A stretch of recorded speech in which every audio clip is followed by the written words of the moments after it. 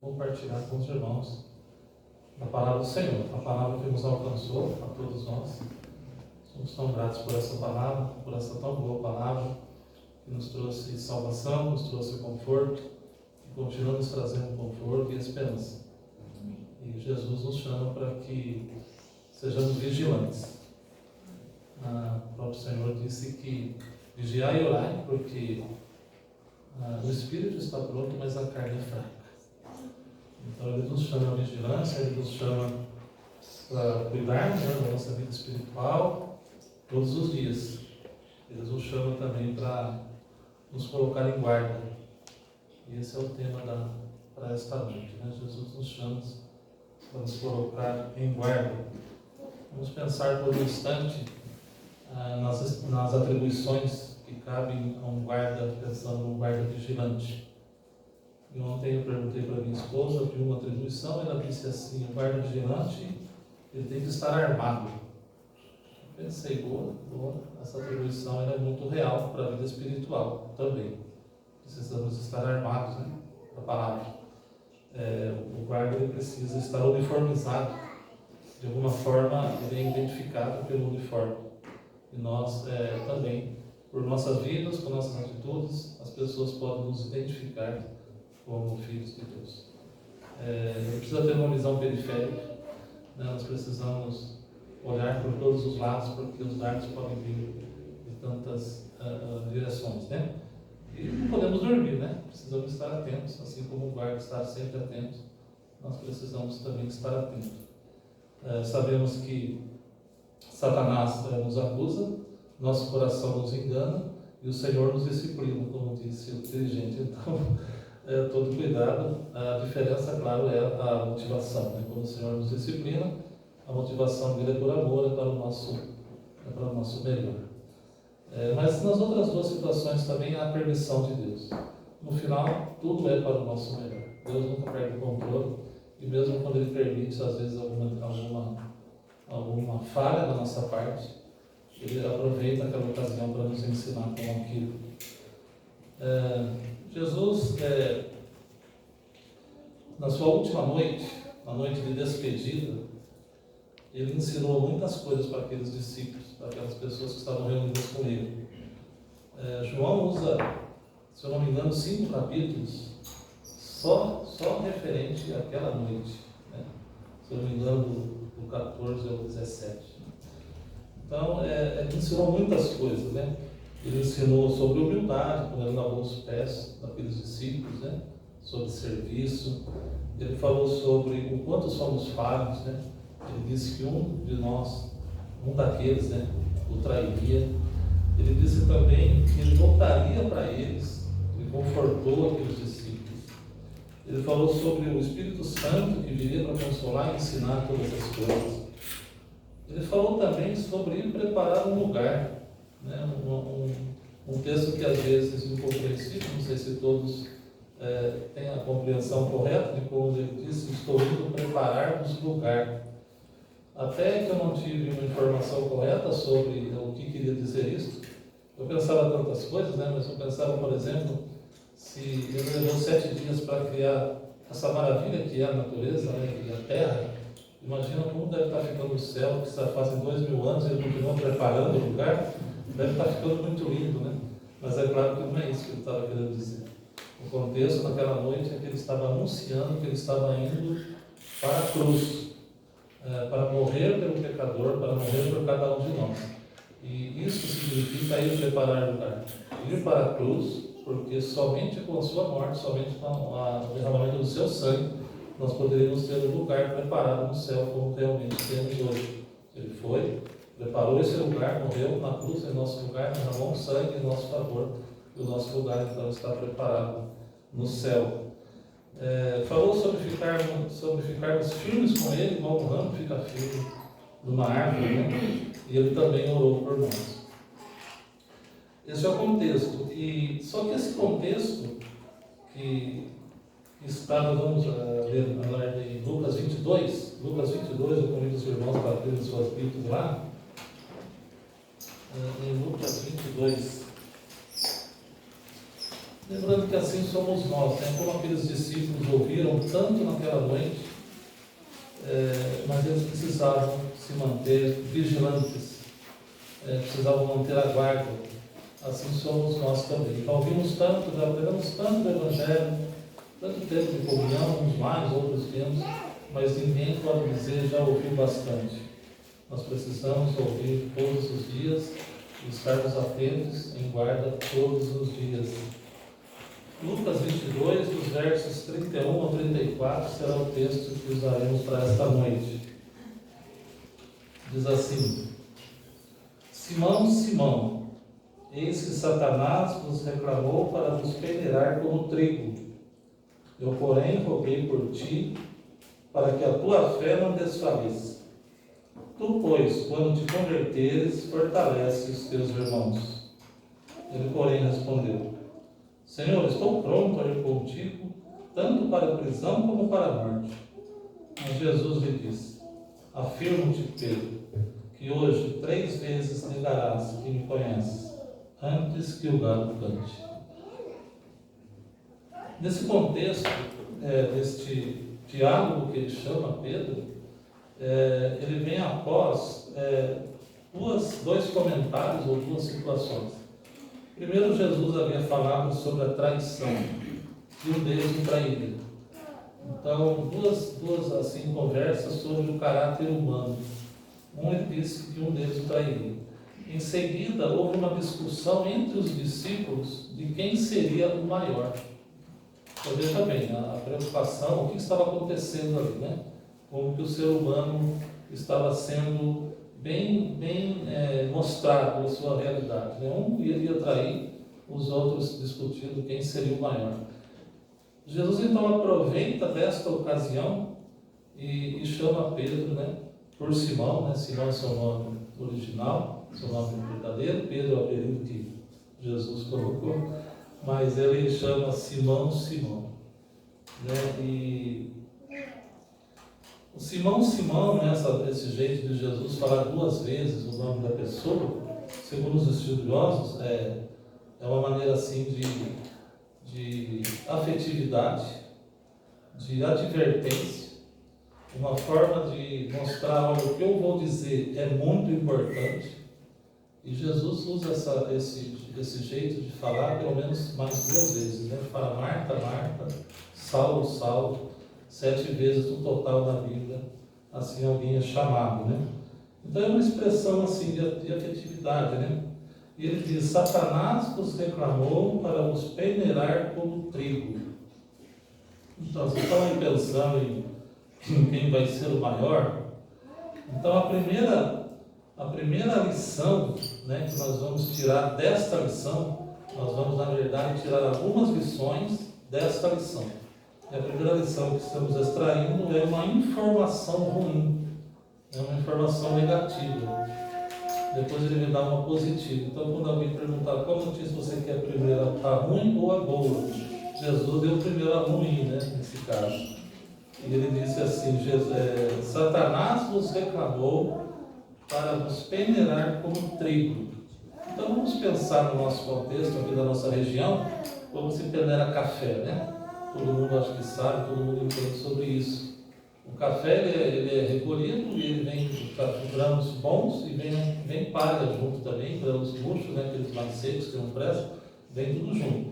Aí o que o agricultor faz? Ele joga ele coloca o café numa peneira, né, joga esse café para cima e os grãos verdadeiros, são os mais pesados, caem de volta. A palha, o vento acaba levando para fora e com isso há a separação do trigo, do grão de café, no caso, né? e da palha, né?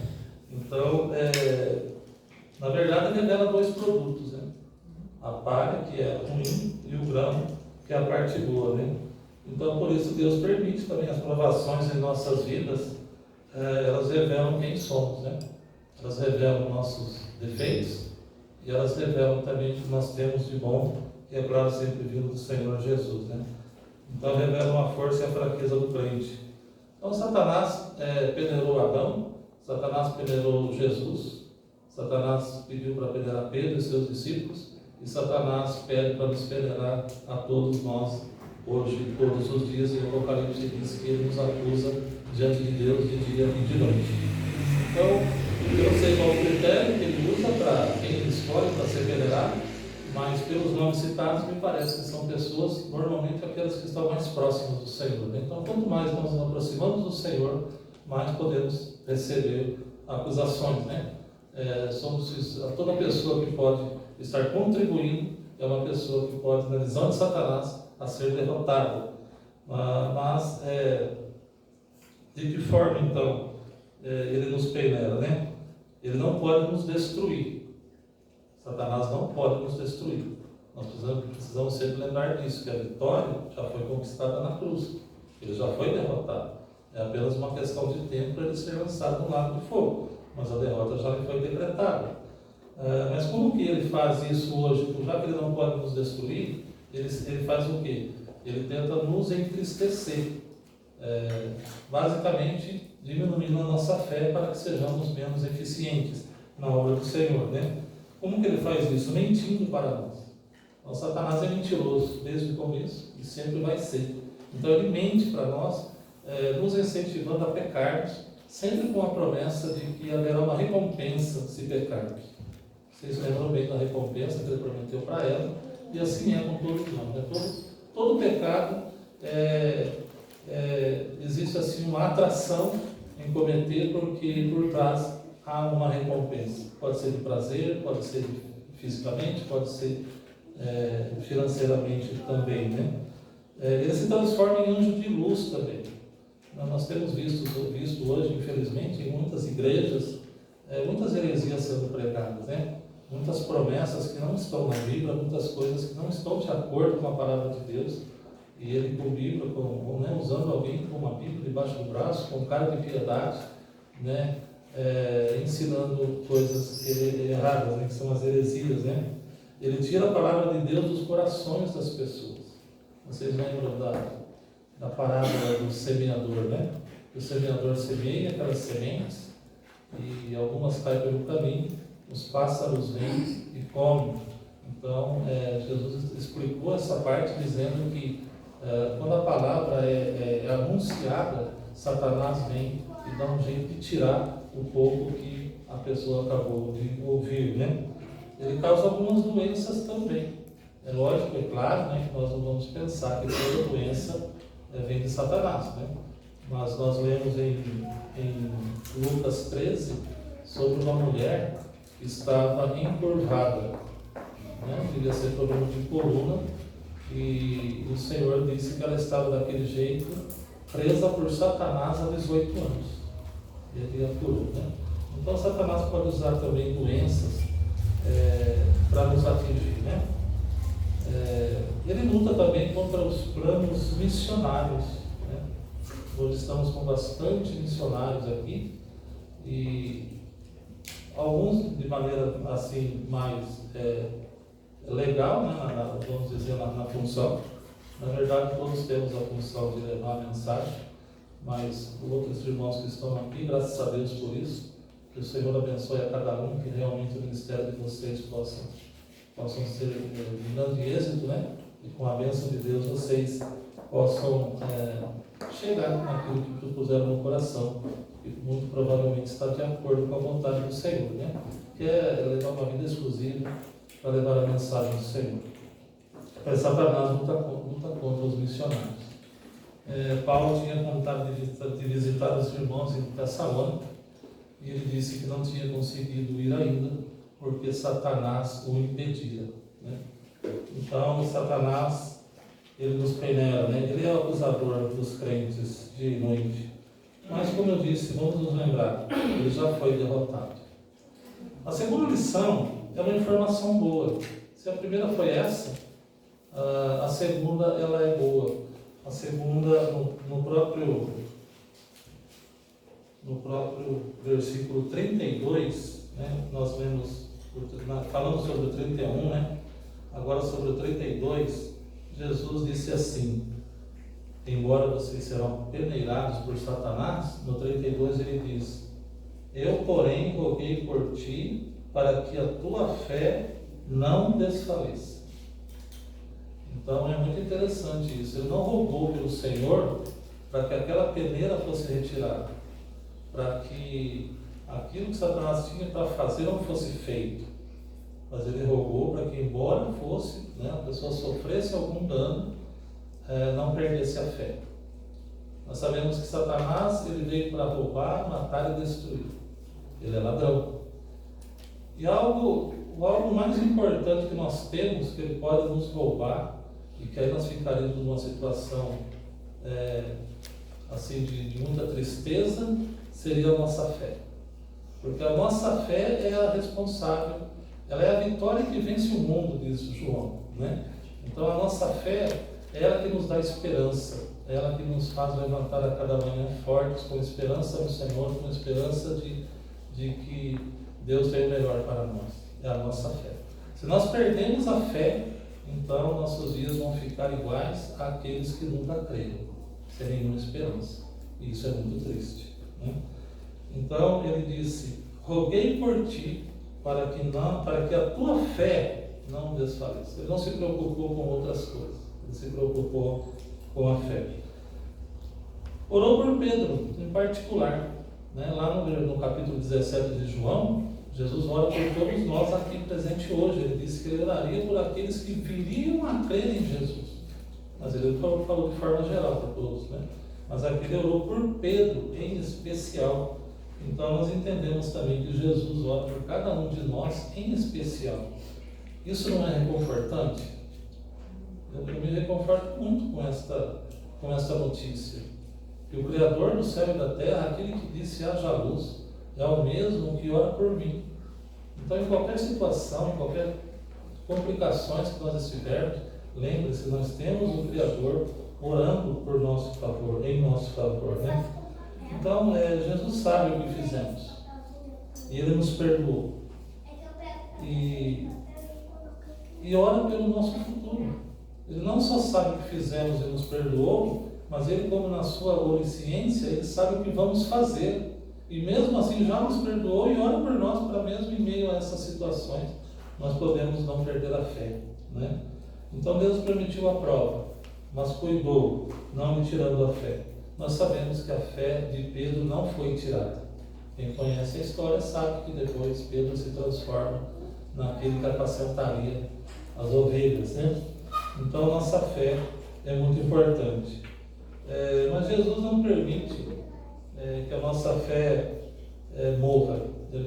Ela pode até enfraquecer por causa dessas situações, mas a nossa fé jamais pode morrer, né? Graças a Deus por isso. A terceira lição que vamos tirar desse texto, ainda no versículo 32, é sobre oração uns pelos outros. Então, continuando no versículo 22, ele diz assim, olha, eu porém, vamos ler o versículo todo, né? Eu porém roguei por ti para que a tua fé não desfaleça.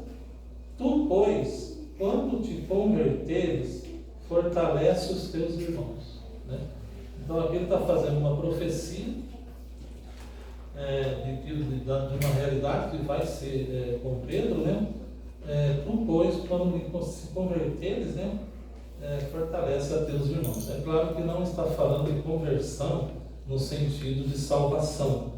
Pedro já era um salvo aqui, embora não tivesse o Espírito Santo ainda morando com ele definitivamente, mas ele já era um salvo porque ele cria em Jesus e no seu amor, né? O se converteres aqui se refere a voltar depois de ser peneirado, depois de passar por aquilo que Satanás provocaria na vida dele. Ele teria assim um momento então de afastamento do Senhor. Ele negaria o Senhor, na verdade, mas depois ele voltaria. Então, se converteres aqui é voltar para o caminho. Estava indo tão, estava certinho no caminho, de repente tomou um rumo errado, mas se arrependeu e voltou, né? Então, ele tem uma função ao voltar. Então, qualquer progresso, qualquer progresso espiritual nosso, devemos então as orações do Senhor Jesus, né? Oração uns pelos outros, né?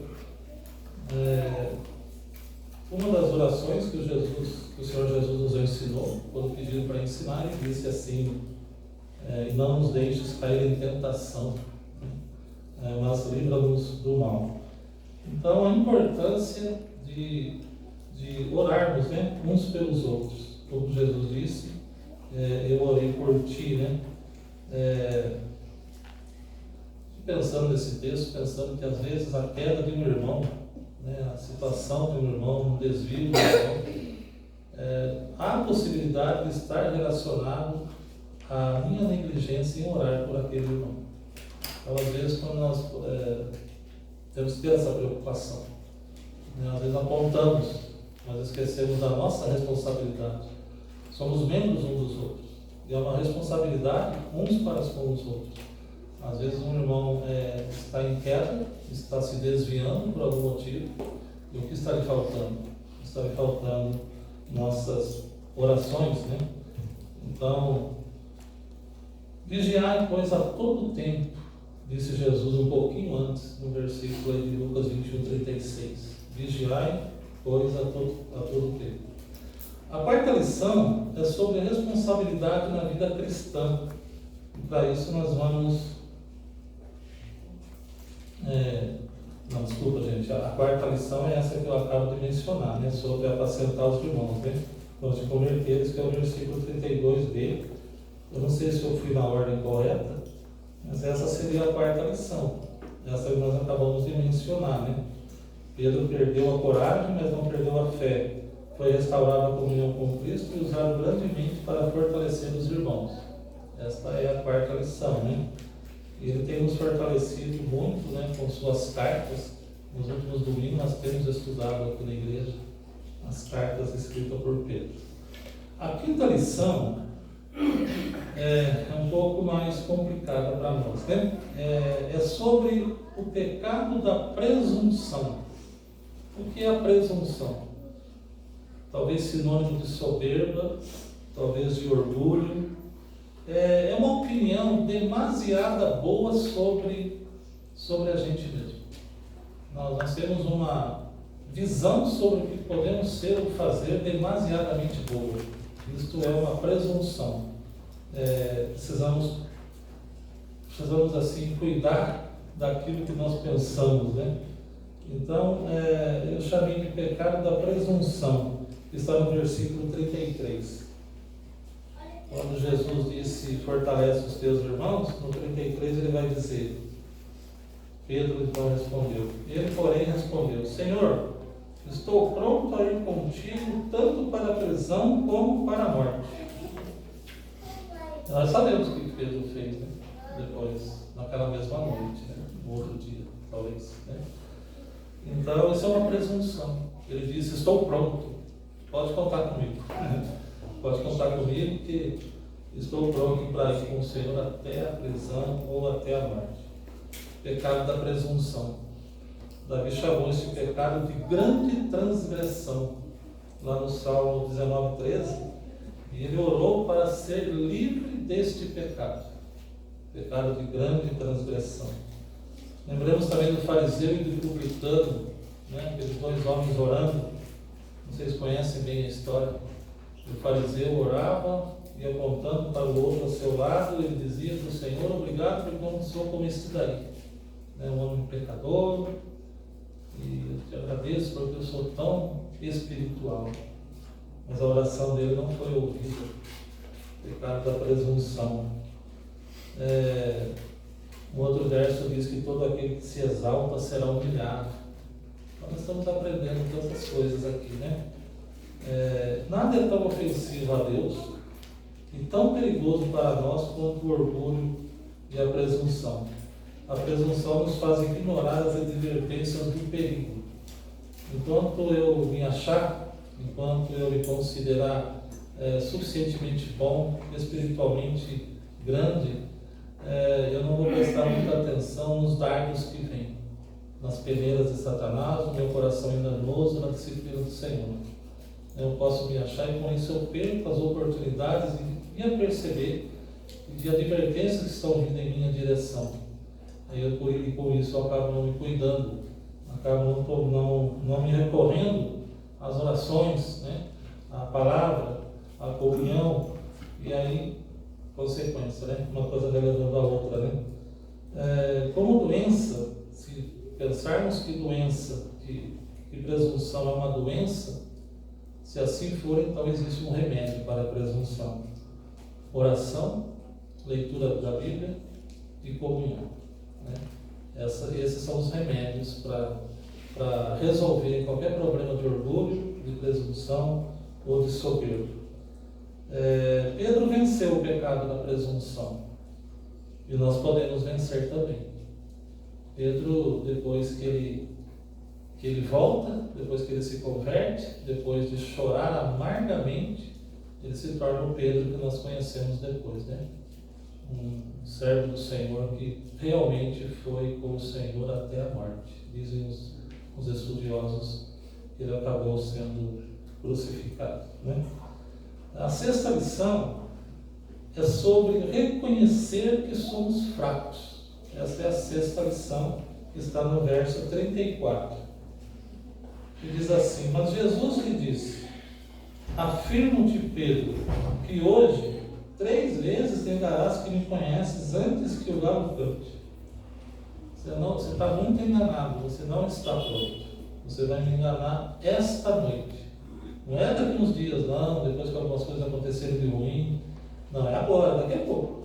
Você está dizendo isso e daqui a pouco você vai me negar. Interessante aqui também, o Senhor diz: afirmo-te, Pedro. Pelo menos na minha tradução está assim: afirmo-te, Pedro. Algo que vai acontecer, ou seja, ele está falando aí de uma profecia, né? Mas diferentemente dos profetas, dos apenas profetas, o profeta dizia como? O profeta dizia: veio a minha palavra do Senhor, e ele dizia alguma coisa, né? O Senhor me mostrou numa visão, o Senhor me mostrou em sonhos, e ele afirmava o que o Senhor tinha revelado. Jesus não. Jesus mostra aqui sua divindade. Ele não depende de uma informação. Ele diz: afirmo-te, sou eu quem estou te falando, vai ser assim. Então aqui nós temos a divindade do Senhor revelada, né? Você vai me negar 3 vezes. Ontem eu perguntei para um irmão, eu fico fazendo perguntas, eles não desconfiam que é para mim colher informação para a mensagem, né? Cristina, acho que pensou. Mas ele falando alguma coisa, né, sobre o texto, e ele falou assim para mim: quantas vezes você acha que nós negamos Jesus por dia? Né? Eu não tinha pensado nisso tão seriamente. Aí eu pensei comigo: essa é boa, vou levar para a mensagem. Quantas vezes nós negamos Jesus por dia? Né? Existem muitas maneiras de negar Jesus. Aí nós vamos citando: posso negar assim, posso negar assim, posso negar... Nossa, negou muito. São muitas, né? Pedro foi no mesmo dia, é a cada dia. Nós negamos Jesus a cada dia, né? Nós somos fracos, então nós precisamos admitir que somos fracos. Deus sabe disso, o Senhor sabe disso, Ele sabe que nós somos super-homens. Por isso Ele nos ama com tanta afetividade e quer nos fazer melhores, quer nos fazer fortes, né? Será que a nossa vida tem mostrado que estivemos com Jesus? Vocês sabem que Pedro, quando ele vai negar Jesus, né, no continuar da história, ele vai negar 3 vezes e começa com uma mulher, né, uma mulher que o recebe no portão, e ela diz para ele assim: você esteve com ele, te conheço. E ele diz: não estive. E mais 2 vezes ele fala: não conheço, né? Será que nossa vida tem mostrado que estivemos com Jesus? Ela reconheceu fisicamente que Pedro esteve com Jesus, mas as pessoas podem nos reconhecer como pessoas que estivemos com Jesus por causa das nossas atitudes, por causa das nossas mudanças, por causa das nossas inconformidades com os ensinamentos deste século, de acordo com a mudança que tivemos depois que recebemos a Jesus, a vida que tínhamos antes e a vida que temos depois. Isto mostra se estivemos com Jesus. A maneira como amamos uns aos outros, como cuidamos uns dos outros, mostra para as pessoas: esse daí esteve com Jesus. o que ele faz são coisas parecidas com o que Jesus faz. Eu tenho um irmão aqui na igreja, eu não vou dizer o nome, senão ele pode cometer o pecado da presunção, que foi falado sobre ele o seguinte: se um dia eu virar crente, eu quero ser igual àquela pessoa. Né? É um irmão aqui da igreja. Né? Eu fiquei tão feliz sobre isso, né? Porque se com ele pode-se pensar isso, pode-se pensar isso comigo, com você, com qualquer outra pessoa. Né? Isso depende tudo da maneira como lidamos com as coisas. Né? Eu disse isso: olha, aquele irmão lá assim, faz parte da sua igreja? Eu falei: faz. Aí ele começou a falar das coisas que ele faz no trabalho, isso e aquilo, né? Ele falou assim: olha, se um dia eu virar crente, eu quero ser igual a ele. Eu não quero ser igual. Ele citou outros, não da igreja. Tá, mas citou outros exemplos, né? Que ele não queria ser igual. Então, as vestimentas podem mostrar uma religião. Né? Muitas igrejas usam vestimentas específicas para mostrar para as pessoas que estiveram com Jesus. Mas as vestimentas não servem para quase nada, né? Não ajudaria muito. Quem mostra mesmo são nossas atitudes. Então podemos pensar em murmuração. Será que temos murmurado? Cada vez que murmuramos, mostramos que negamos Jesus em nossas vidas. Porque ele diz para não andarmos ansiosos de coisa alguma, né? Para não reclamarmos, para não ficarmos bravos, né? Para confiarmos, para sermos sempre de grande fé, para não ficarmos ansiosos, né? E assim por diante. Quando não anunciamos também, né? Ali voltando então para o assunto missão, né? Então, quando nós não anunciamos, logicamente, nós estamos negando a Jesus. Às vezes nós estamos diante de pessoas e podemos perceber claramente que tudo o que falta na vida dela é a presença de Deus na vida daquela pessoa. Ela leva uma circunstância, leva uma outra, culpa não sei quem. Ali no trabalho do grupo de recuperação, a gente vê sempre pessoas lá chegando e sempre culpando circunstâncias, pessoas, situações, né? Mas a gente sabe o que está faltando na vida daquela pessoa. Existe um espaço no coração que as pessoas tentam colocar muitas coisas, né? Colocam bebidas, colocam drogas, colocam tantos outros prazeres, né? Tantas outras coisas, mas não cabe, fica bom, fica um espaço, ou então não encaixa. Aquele lugar no coração tem um lugar específico. Lá é para Jesus. Né? E é Jesus que tem que ser colocado lá para fazer a diferença. Né? E às vezes nós estamos vendo isso na vida de uma pessoa e negamos essa verdade. Né? Então, quantas vezes fazemos isso? Ou por vergonha, ou porque eu estou sem tempo, ou porque procrastinamos, né? E assim por diante. Né? Então nós temos que pensar em nós. Nós negamos Jesus, de uma forma ou de outra. Abraão, o ponto forte de Abraão era o quê? A sua fé. Mas o Egito, ele mentiu sobre Sara. Né? O ponto forte de Moisés era o quê? Qual a virtude maior que lembramos quando falamos de Moisés? A mansidão. Por que ele não entrou na terra? Porque ele ficou bravo. Tá vendo? Então, aquele pois que pensa, né? Pensa estar em pé, veja que não cai. Na verdade, negamos Jesus de alguma forma, né? Como Pedro, devemos, né? Com certeza, chorarmos. Então, o problema não é negarmos, o problema não é falharmos, somos pecadores. Deus sabe disso. A diferença é reconhecer, se arrepender e voltar. Pedro negou, Pedro falhou. Mas quando Jesus olhou para ele, e essa cena eu acho tão maravilhosa, tão incrível, num olhar, parece que tem uma Bíblia sendo falada. Num olhar. Vocês sabem o que eu estou falando, né? Quando Jesus estava sendo levado, preso, e quando Pedro negou pela terceira vez, e o galo cantou, Jesus, não sei dizer se estavam longe, como que era a distância naquele lugar, mas quando o galo canta, Jesus olha para Pedro, fixamente. Ele fixou o olhar de Pedro. Dificilmente eu não me emociono quando eu penso nessa cena, né? E Pedro saiu correndo dali, chorando amargamente. Então, Jesus, num olhar, ele falou tudo quem ele era, ele falou quem somos, né? E a realidade dos fatos, né? E o que devemos fazer, né? Bem-aventurados que choram, porque serão consolados. Chorar quer dizer, nesse sentido de sinto muito por ter pecado, sinto muito por ter lhe ofendido. Esse é o choro. Nós fazemos isso, nós devemos chorar, né? E seremos consolados, né? Nosso coração é enganoso e precisamos do Senhor a todo tempo. Abraão de fé caiu. Quem foi outro que eu citei? Moisés, muito manso, né? Acabou caindo. E Pedro? Pedro é reconhecido como o quê? Talvez alguém vai dizer façam, tá? Mas Pedro também, como um líder, né? Podemos lembrar que Pedro é citado na Bíblia como um homem muito corajoso. Ou não? Acho que sim, né? Pedro a gente vê como um homem muito corajoso. Mas o que foi que aconteceu com ele?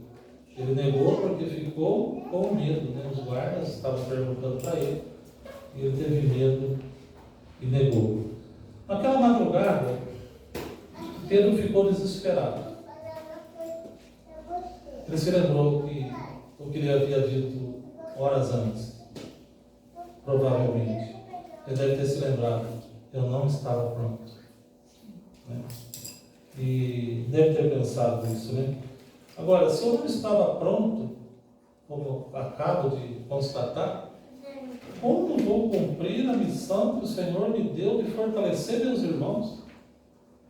Eu estou aqui fracassado, né? Vendo quem eu sou. Agora Ele me deu a missão de fortalecer meus irmãos. Está vendo como o Senhor não precisa de força humana? O Senhor precisa dele na nossa vida.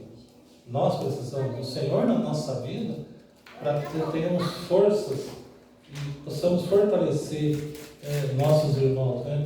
Ou uns aos outros, né? Fortalecer meus irmãos, né? O Senhor permite então fracassos para nos ensinar a ensinar os outros. Eu tenho certeza que essa experiência de Pedro, ele pode usar essa experiência da realidade que somos fracos, que pecamos e não conseguimos ser o que pensamos que somos, né? E com isso ensinar os irmãos, né? Mas agora ensinar de uma maneira vivida, né? De uma maneira experimentada. Eu posso dizer, nós não somos assim porque eu não sou assim. Então, Jesus permitiu isso na vida de Pedro para que ele tivesse uma experiência e com essa experiência ele pode ajudar outros, né? Pedro, ao experimentar nessa fraqueza, ele pode falar com autoridade sobre dependência, o quanto dependemos do Senhor, né? Eu tinha reservado aqui o versículo, está bem próximo da gente, do olhar de Jesus, né? Eu gostaria de ler, tão lindo esse versículo. Lucas 22, 61, 62. Lucas 22, está pertinho aqui, né? 61 e 62. Então, voltando-se o Senhor, fixou os olhos em Pedro, e Pedro se lembrou da palavra do Senhor, como lhe disseram. De todas as palavras, né? Não só dessa aqui, 3 vezes me negarás, né? Antes de cantar o galo. Então Pedro, saindo dali, chorou amargamente.